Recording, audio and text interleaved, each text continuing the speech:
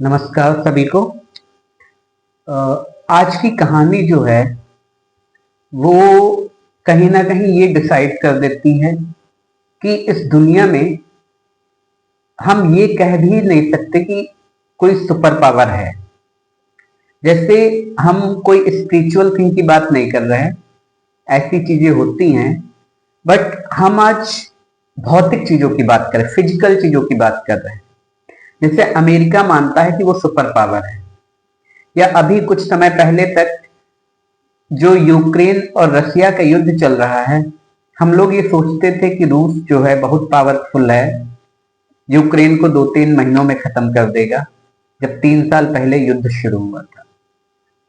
आज की डेट में यूक्रेन इतना हावी होता जा रहा है कि पिछले 2-3 दिन पहले उसने ड्रोन से जब हमला किया तो क्या हालत की है। इसका ओवरऑल हम ये कह सकते हैं कि इस दुनिया में अगर आप सोच रहे हैं कि आपसे ज्यादा पावरफुल कोई नहीं है, तो है। ये कहानी 2015 में शुरू होती है। ये 2015 की कहानी ही है, शुरू तो बहुत पहले ही होती है। अमेरिका के होम सिक्योरिटी डेवलपमेंट के सेक्रेटरी जो होते हैं, वो शाम को अपने घर पर जो है टीवी देख रहे होते हैं। नॉर्मली जब आदमी खाली समय में जो भी न्यूज वगैरह या जो भी उनका रूटीन रहता है वो देख रहे थे। उनकी टीवी में कुछ खराबी आती है तो वो अपने सोफे से उठते हैं और टीवी के पास जाते हैं उसको सही करने की। हो सकता है वाईफाई का तार हट गया हो, या जो भी डीटीएच या जो भी चीजें हैं उनका तार हट गया हो, तो उसको सही कर दे। सोफे से उठ के जब वो टीवी के पास पहुंचते हैं, तुरंत टीवी ऑन हो जाती है। लेकिन जैसे ही टीवी ऑन होती है तो उस पर लिखा होता आई ओन यू, उस पर कुछ भी आ नहीं रहा होता है। अब उनकी कुछ समझ में नहीं आता है, वो वहीं पे खड़े होकर उसको देखने की कोशिश कर रहे होते हैं। अचानक से जब वो टीवी देख रहे होते थे, देख रहे होते हैं, उसी समय जो है पास में उनकी वाइफ अपना आईपैड चला रही होती है। उनके आईपैड में फ्लैशिंग होती है और उसके बाद उनके आईपैड पे भी लिख के आता है, hi spooky, am I caring you. अब दो चीजें अचानक से हो रही थी। जब वो बताती हैं उनसे कि मेरे आईपैड में भी कुछ हो गया, वो वापस आते हैं। अब जब तक ये समझ पाती दोनों चीजें, हस्बैंड वाइफ दोनों लोग समझ पाते और दोनों चीजों को समझ पाते। एक तो टीवी पे लिख के आ रहा था कि आई ओन यू, और उनकी आईपैड पे लिख के आ रहा था, hi spooky, am I scaring you. जब तक ये चीजें उनके समझ में आती, उनके घर के जो सेल फोन थे और उनके घर के जो लैंडलाइन नंबर्स थे, वो सारे एक साथ बजना शुरू हो जाते हैं और सभी पे अननोन कॉल्स होती हैं। लेकिन वो एक कॉल रिसीव करते हैं, और जब रिसीव करते हैं तो उन्हें पता चलता है, उधर से एक लड़का बोलता है, कहता है मैं क्रैका बोल रहा हूँ। कहाँ से बोल रहा हूँ, क्यों बोल रहा हूँ, मेरा मकसद क्या है, वो कुछ भी नहीं बताता है। बस इतना बताता है कि मैंने तुम्हारा वाईफाई, मैंने तुम्हारे घर के सारे फोन, तुम्हारी टीवी, आईपैड, लैपटॉप, कहते सारी चीजें मैंने हैक कर ली है। रियली उसने हैक कर लिया था। ठीक है। अब ये पहला केस था। इसके बाद अमेरिका के जो है बड़े बड़े लोग, जितने हाई प्रोफाइल लोग होते हैं, उनकी अकाउंट्स, उनकी ईमेल, उनकी जीमेल, उनके फोन, उनके घर के बहुत सारी जो इलेक्ट्रॉनिक आइटम्स होते हैं, वो सारे हैक कर लिए जाते हैं। इसके बाद जो है director of national intelligence James Clapper को निशाना बनाया जाता है। एफबीआई डेप्यूटी डायरेक्टर मार्ग गालियानो, सीआईए जॉन ब्रेनन। अब सोचिए, सीआईए के जो चीफ थे उस वक्त, सीआईए के जो हेड थे, सीआईए के जो डायरेक्टर थे, उनका अकाउंट हैक कर लिया जाता है। इवन अकाउंट ही हैक नहीं किया जाता है, उनका जो है CIA की जो वेबसाइट होती है उसको भी हैक कर लिया जाता है। इसके बाद ये खेल शुरू होता है। अब यहाँ पे हम लोग थोड़ा फ्लैशबैक में जाते हैं कि सारी चीजें हुई कैसे। बात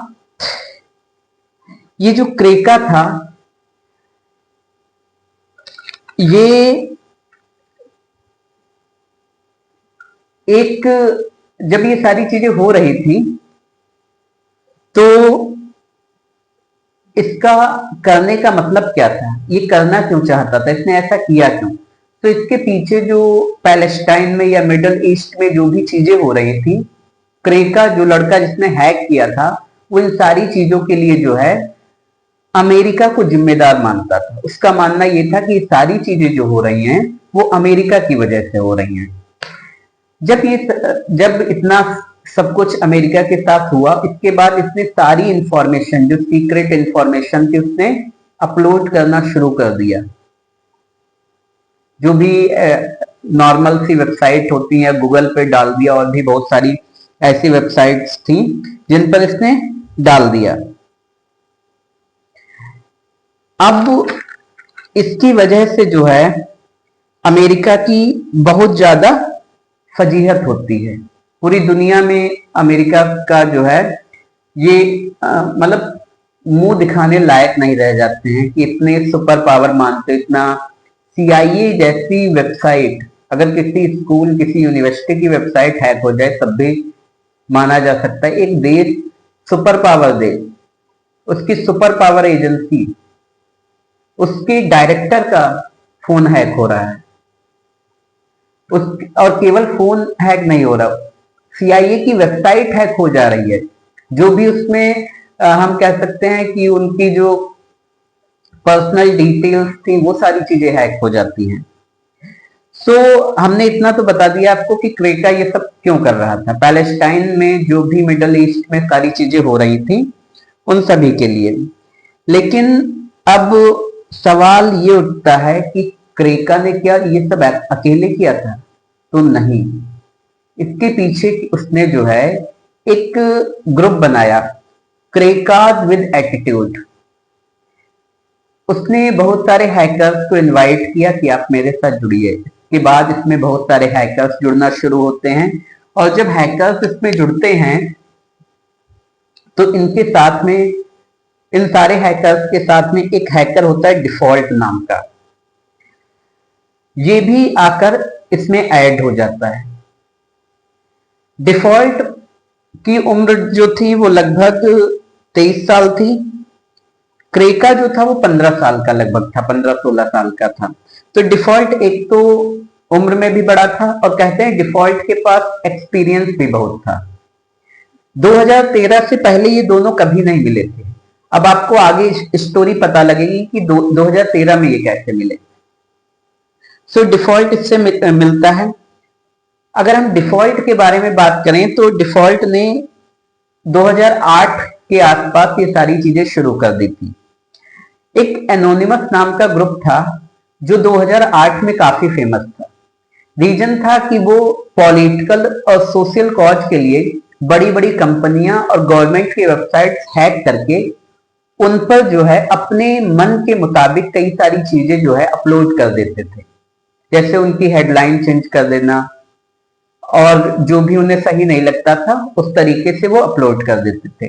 तो ये ग्रुप जो था एनोनिमस, ये हर रोज न्यूज़पेपर्स की हेडलाइन में रहता था, और डिफॉल्ट जब इनके बारे में सुनता था तो उसे लगता था कि ये इतने पावरफुल लोग हैं। इसके बाद ये इस ग्रुप में ऐड होता है, और फिर जो है 2008 में ही जब ये ऐड हो जाता है, उसके बाद 2008 के बाद जो डेनमार्क की गवर्नमेंट होती है वो बेस्टियलिटी एक लॉ पास करती है। जब बेस्टियलिटी का लॉ आता है तो जानवरों के साथ जो है नाइंसाफी होने लगती है, जाति की जाने लगती है, उन पर बहुत सारे एक्सपेरिमेंट्स किए जाने लगते हैं, अननेसेसरी हम कह सकते हैं। उन्हें सेक्सुअल हैरेसमेंट भी किया जाने लगता है। डिफॉल्ट को इस बात से बहुत गुस्सा आती है और वो क्या करता है कि डेनमार्क की गवर्नमेंट की वेबसाइट हैक करता है, उनके जो भी हम कह सकते हैं पर्सनल चीजें होती हैं उन सबको निकालता है और उन्हें पब्लिक कर देता है। जब दुनिया को डेनमार्क की गवर्नमेंट के बारे में ये सारी चीजें पता लगती हैं तो डेनमार्क को जो है पूरी दुनिया में शर्मिंदगी का सामना करना पड़ता है और कहते हैं कि 1 साल बाद ही 2014 के आसपास जो है ये लॉ वापस ले लिया जाता है। इसी समय कहते हैं कि एक कनाडा की यूनिवर्सिटी थी जिसका नाम विंसर यूनिवर्सिटी था, उसकी वेबसाइट ये हैक करता है और जब उसकी वेबसाइट हैक करता है तो उसमें जो है अकाउंट्स, जो हम कह सकते हैं कि अकाउंट से रिलेटेड कुछ रिकॉर्ड्स होते हैं वो उसके हाथ लग जाते हैं। उसमें ये देखता है कि लगभग यूनिवर्सिटी को बच्चों से $9 मिलियन का लोन लेना था, मतलब पैसा लेना था, बच्चों की फीस लेनी थी। ये वो रिकॉर्ड्स तुरंत डिलीट मार देता है बिना कुछ सोचे समझे। सो एक तो इसको कामयाबी मिल गई थी कि गवर्नमेंट, डेनमार्क की गवर्नमेंट ने लॉ वापस ले लिया था। दूसरा, इसने एक यूनिवर्सिटी के वेबसाइट भी हैक कर दी थी, लेकिन अभी ये इंतजार में थी, ये कुछ बड़ा करना चाहता था। 2013 में एक एडवर्ड स्नोडेन नाम का एक आदमी होता है, वो अमेरिकन गवर्नमेंट के लिए काम करता है एज अ कंप्यूटर ऑपरेटर। जब एडवर्ड कंप्यूटर कॉन्ट्रैक्टर के रूप में काम करता है, ये नेशनल सिक्योरिटी एजेंसी में होता है। इसको पता लगता है कि जो अमेरिकन एजेंसी हैं वो हर एक यूजर का डेटा और प्राइवेट इंफॉर्मेशन जो है वो खुफिया कामों के लिए यूज करती है। मतलब जो भी उनकी प्राइवेट इंफॉर्मेशन, जैसे हम आप कह सकते हैं हमारा आधार कार्ड के ना लगा के हम लोग नंबर लेते हैं, फोन नंबर, या और भी कई जगहों पे लगते हैं आधार कार्ड, हमारी मार्कशीट, हमारी प्राइवेट इंफॉर्मेशन बहुत सी लगती है। तो ये सारा डेटा कलेक्ट करके और इसको जो है खुफिया कामों के लिए यूज करती है। एडवर्ड स्नोडेन को लगता है कि अगर हम अमेरिका में ही इस चीज का खुलासा करेंगे तो शायद CIA या FBI के लोग जो हैं वो उनकी हत्या कर दें। सो ये कुछ दिनों की छुट्टी लेता है एडवर्ड स्नोडेन और ये हांगकांग चला जाता है। हांगकांग पहुंचकर इसके पास प्रूफ तो होता ही है, विद प्रूफ ये वहां के जो फेमस जर्नलिस्ट होते हैं, इसमें 3 नाम मुझे याद हैं, ग्लेन ग्रीवॉल्ड, दूसरा होता है लॉरा पोर्ट्राज, बार्टन जेलमैन। सो इन तीनों को अपना इंटरव्यू देता है और सारी चीजें एक्सपोज करता है। जब ये सारी चीजें दुनिया के सामने आती हैं और जब ये चीजें डिफॉल्ट को पता लगती हैं तो डिफॉल्ट को बहुत गुस्सा आता है और वो बदला लेने की ठान लेता है कि अब मुझे भी अमेरिकन गवर्नमेंट से बदला लेना है। एक तरफ क्रैका इस बात के लिए बदला लेना चाहता था कि पैलेस्टाइन में जो भी हो रहा है, गाजा में जो भी हो रहा है, वो सब रोका जाए, उसके लिए अमेरिका जिम्मेदार है। दूसरी तरफ डिफॉल्ट इस बात के लिए बदला लेना चाह रहा था कि प्राइवेट इंफॉर्मेशन खुफिया चीजों के लिए क्यों यूज की जा रही है। दोनों मिलकर क्या करते हैं, इस काम को अंजाम देते हैं। अब एक तो